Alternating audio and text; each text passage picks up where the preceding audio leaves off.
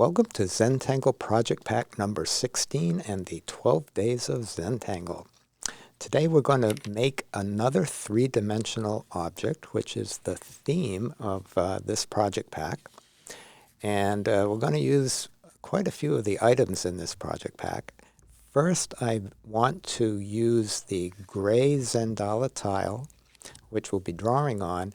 I'm going to use a square white tile to help me find the four corners of this. Well, that's a good trick, right? Right? So it just peeks out the other edge. And now I've got this divided into fours. So we're going to use the items in the project pack, but you can play along with things that you have, or you can get it from a CZT or from Zentangle. So I'm taking the other gray Zendala and connecting those two dots, and I am tracing that Zendala to make that curve. So we're going to have four curves. You guys are going to be geometrists Yes. by the time we're done Zentangle. And we recommend that you watch the introductory video because there's a lot of good information on the tools and setup that we're going to use throughout this series. Right. So just using that. So we've got that one done. And I want also to do the second one. So we're going to have exactly the same, right? Exactly the same. So we're going to have two gray Zendalas that we're going to tangle on in this particular project pack day. So once you've got these all done, so now we've got two tiles, and I am using the scriber here, and I'm using the large ball, and I am doing it on the back, obviously.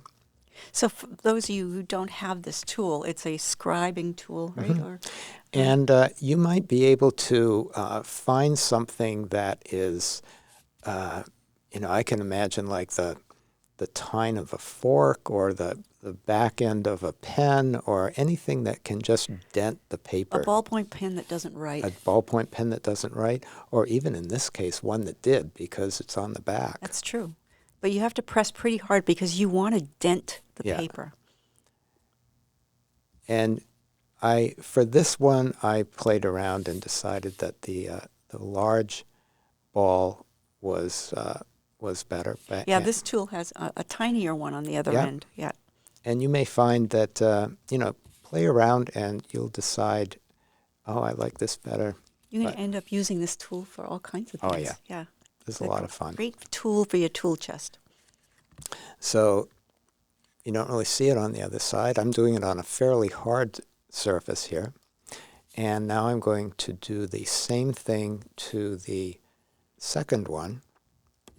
So we'll have both of those done. And now we're going to use that as a scoring, because I'm going to start to bend that on that score. So bending it to the back. Right. And, just doing a little bit at a time. And as you do it, it becomes a little bit in one place. It becomes easier to do it in the other place. So isn't that cool? It looks like a moon, huh? Right?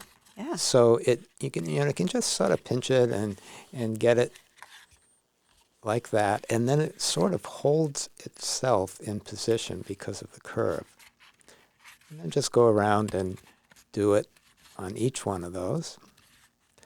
And at this point, we are doing this primarily to define the shape onto the front. Okay?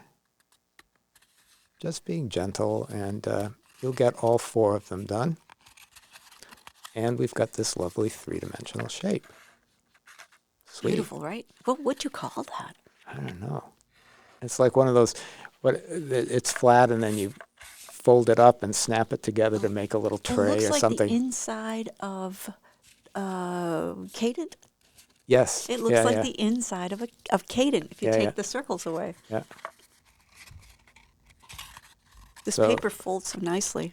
so we've got two of them, and I'm sort of giving away the punchline here, is that we're going to make it so they go together in a little box.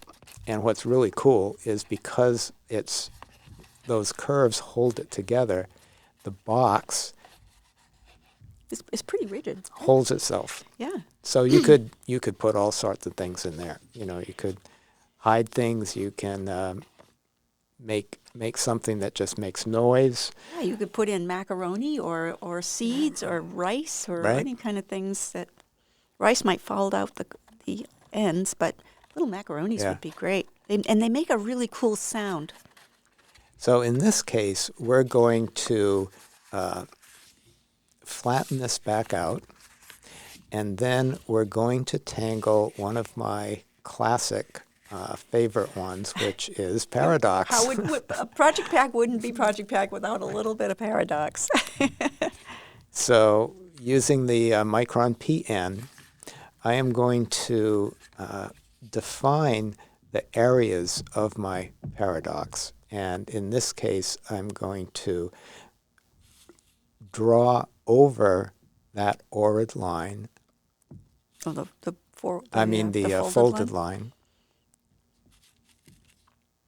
And we'll just go around, very lightly or just enough, and easy hand.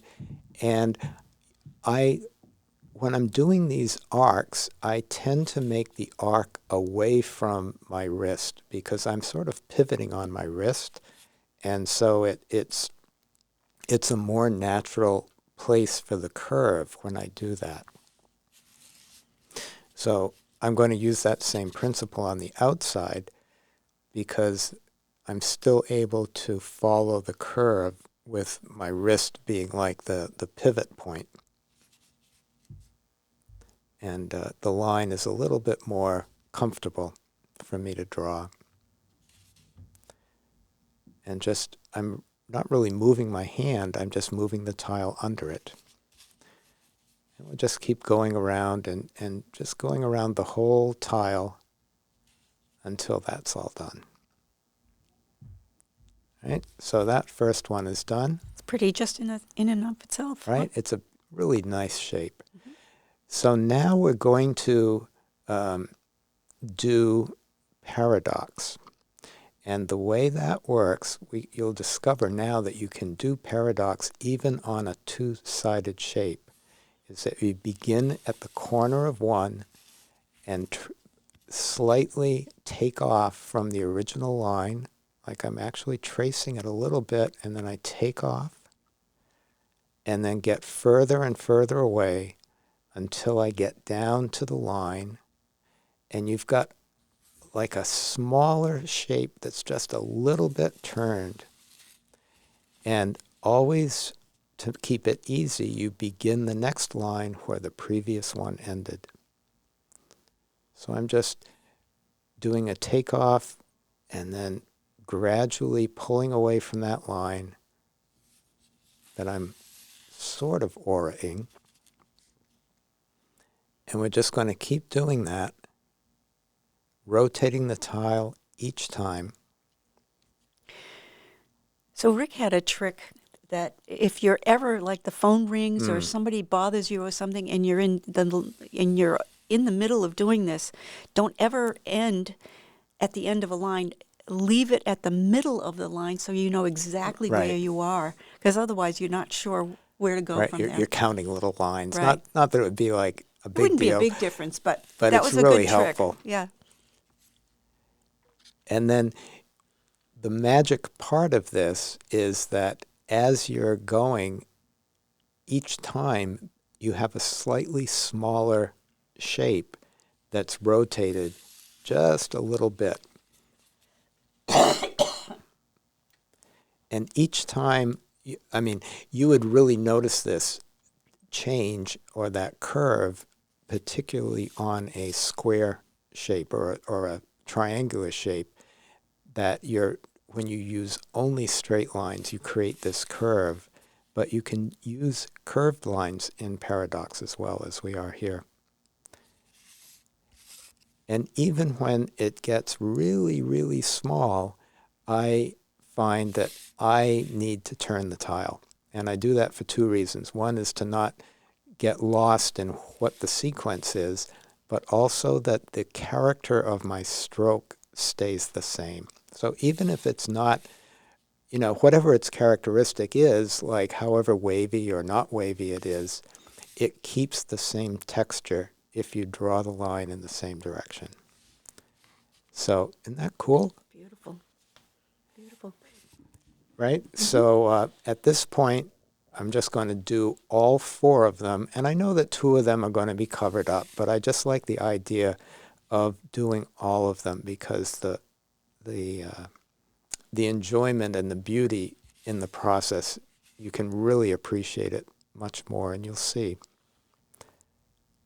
And I think that Rick is bound and determined that everybody should master this because it's a magical tangle.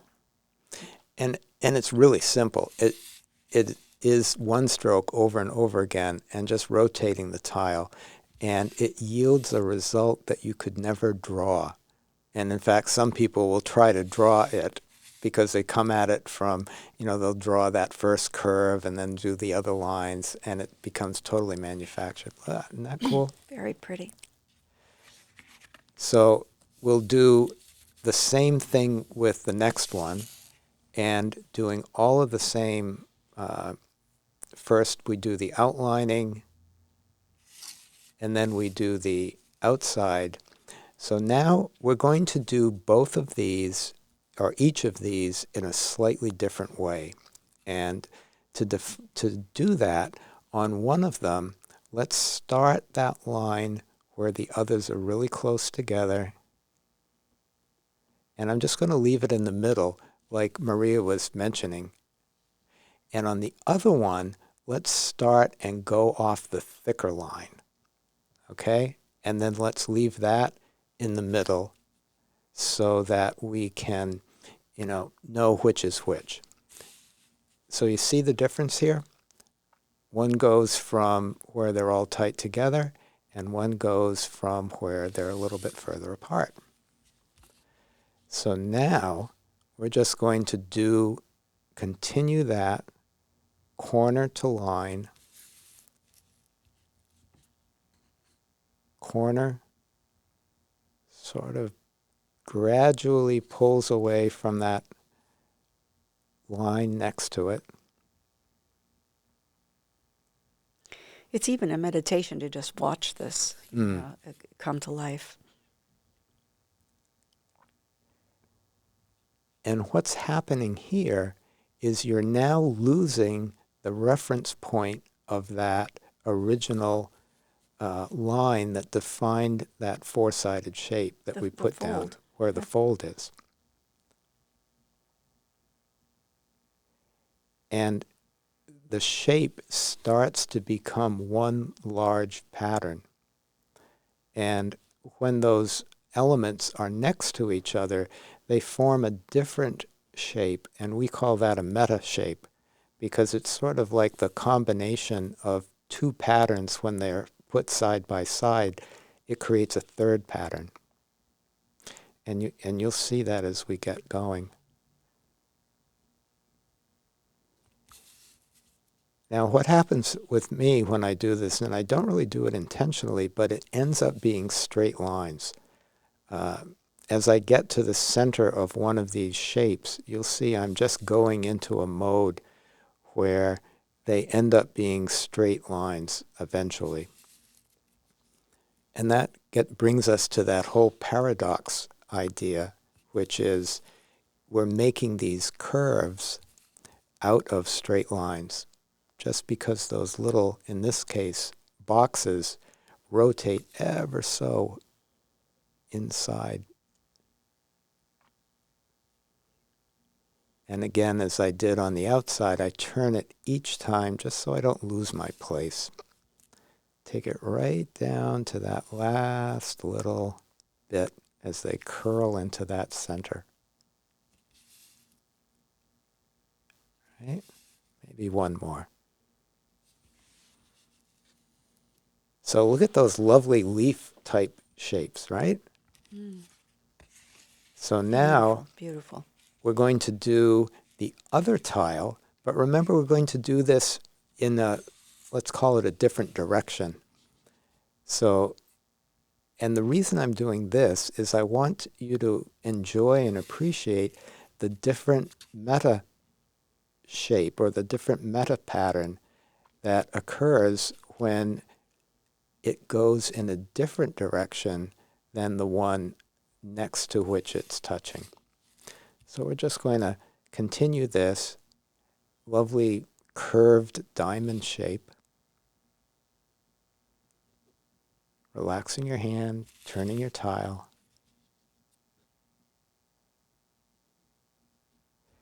And you can explore with different surfaces. Like I enjoy a more smooth surface, whereas Maria's desk has that velvet surface that's more sticky. The suede mat. The suede mat. Right? So we just keep going. And, you know, if you have a line that gets a little bumpy, it all works out in the end. It just becomes part of the texture, sort of like wood grain. No one looks at a wood grain and say, oh, that particular one is a little off, right? So now that I'm going into a square pattern, I'm still going from corner to line, but I decided to turn it and, you know, just it was easier for my hand this way. But each one, it's from corner to line, and each subsequent line continues from where the previous one ended. So you could actually leave your pen on the paper and never lift it up. Right. Long arm quilters will use this pattern because they don't have to, you know, undo the thread and start another stitch. They can just move it under the machine. One long, so that's one continuous stroke. So now you can see the different meta patterns. The one on the right, it's like a twisted, washcloth that you're trying to wring out perhaps, and the one on the left is this beautiful leaf shape. They're both beautiful. Oh, look at the shading. So I'm going to put graphite where the lines are closest to each other, just to sort of emphasize the light and dark and work with the strokes. You can see how beautiful that tortillon just gently blends the graphite to the point that you don't really even see the graphite because it's working with the closeness of the lines. Right, so wherever they are, close together. Beautiful. And let's take this same approach on this other one, and we're just going to put some graphite wherever the pen lines are close together, and then we'll come back in with the tortillon and blend that, right? So it's sort of like a little hunt to find them all. Yeah. It's not as obvious as the other one. Right. And then the tortillon, blending that in.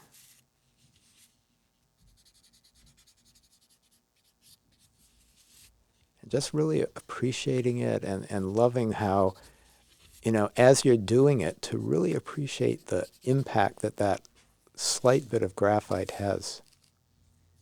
Look at that. So you can see what pattern you were talking about a little bit better here. Right.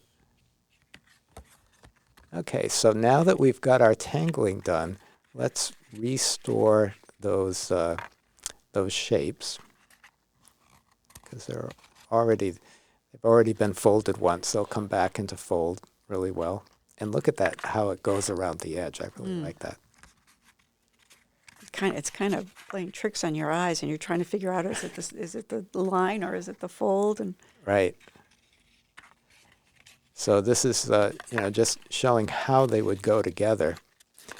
And I'm going to use the Mod Podge to glue this, but you can also just leave it as a little box just like this, and put things in it because you can open it and shut it, and And you can see that the different meta shape is on two of the sides, and then the other two sides, it's a little different. So it's a fun little thing.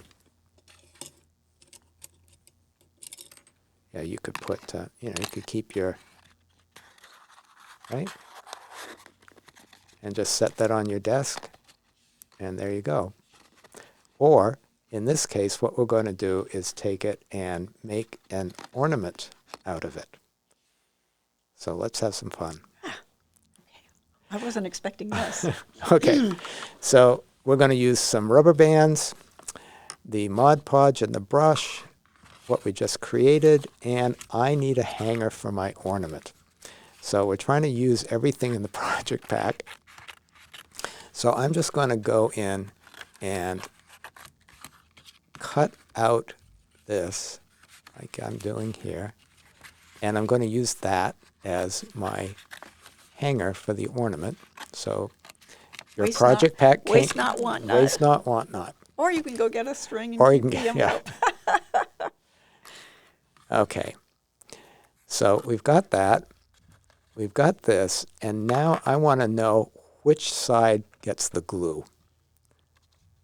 So you can see what I'm doing. I'm just marking this so I know which ones are on the, which is an Inside. innie and which is an outie. So all of the ones with the blue marks are internal ones that will get glued, applied. And I've experimented with putting the glue on the tile, and I've experimented with putting it on the brush, and you can experiment that way too, see what you like. I think after I did a bunch of these, I ended up putting it on the tile more often than on the brush. Another pro tip, if you will, is to, as you're using the Mod Podge, to set it on its side, because if you set it upright, it keeps rolling down into the bottom of the bottle, and you have to tap it to get it to come out. I noticed that too, yeah. So now I've figured out that it's easier to put it directly on the tile. And another tip is once you finish, be sure to just rinse the brush off right away, because that way the Mod Podge doesn't dry, and it cleans up really well. And you can use the brush again. So. Over and over. Yeah. Yep. I was surprised how easy the glue came out. Right? I say glue, but the Mod Podge can be a finish as well. Yes, and we're going to play with that too. So I just had some extra. Let's put it on there. And you get it on your hands, and it's a lot of fun. And, So once I have this done like that, we will put them together. So now you can see how it goes together. They're opposites. Right? Exactly. So they're one on one side is both on the, you get it. And just tease them in together. And then I just pinch this. Okay. And the Mod Podge makes the tile a little bit damp and more malleable, actually, I noticed when I was doing this. And because this is a cotton paper, it also seems to hold really well. And so now this is where I take my rubber bands and just sort of twisting it and turning it around and holding it together, because I don't want to be, oops, I know what I forgot. Yeah, I was wondering about that. Okay, let's take this and drop that in there. No mistakes in Zentangle. No mistakes. Right? So we've got that. Work with us here. A little bit of arts and crafts. It's always good to watch these videos all the way through. I mean, we're actually doing this in real time, right? So yeah. we're having fun. So now I'll put the rubber bands on for real here. Oh, you're doing it a different way this time. Yeah. Yeah. So you can play with, what works, and if you stay with us here, you'll see what didn't work and how I sorted that out. I'm just figuring out. I'm doing this for the first time, so there we go. I mean, I had the idea, but this is the first time we're doing it. Right? That's pretty good. Maybe I'll put another one on. I think I do. Just giving some pressure there.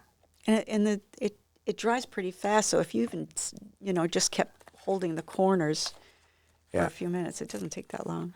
So I put on, as you'll see, way too many rubber bands, but hey, right? If 2 is good, 5 is better. 5 is way better. Okay, let's come back and look at it. Oops, it just totally crushed it. Oh, 5 wasn't better. Right. You didn't see this part, did you? Okay, so now we know. Okay, so no mistakes in Zentangle. What are we going to do here? So now it's pretty... okay. I've got to get inside there and push it out. So I'm going to try... This may not happen to you. Right. So, you get to learn from my little discovery here. So I'm going to try to, I think what I did is get a paper clip, tried that, does not work. Okay, so paper clip doesn't work. So I went and got a tiny little screwdriver, which doesn't bend at all, and I just popped it out. There we go. Okay. So now I've restored its original shape, sort of. So now we know we don't need that many elastics. Right. Okay. Just the 2 probably would have been okay.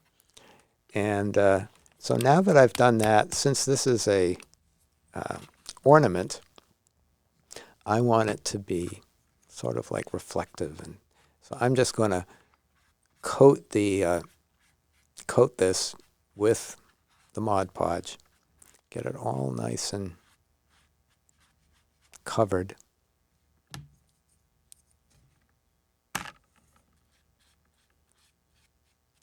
You figure out how to hold it and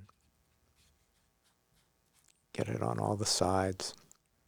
Or you could even do it at 2 in 2 sittings. Right. Yeah. And I think I put 2 coats on this. You can put multiple coats on, or you might want to wait a little bit to. Isn't that pretty? Mm. You might want to wait a little bit before you use all your Mod Podge on this, because That's right, because we're using it. we're going to use it in a lot of other projects. But that was fun. Yeah, it was fun. And thank you so much. And we will see you tomorrow. And we look forward to all of the things that you do and share with us on the app. Awesome. I love it. Bye for now. See you later.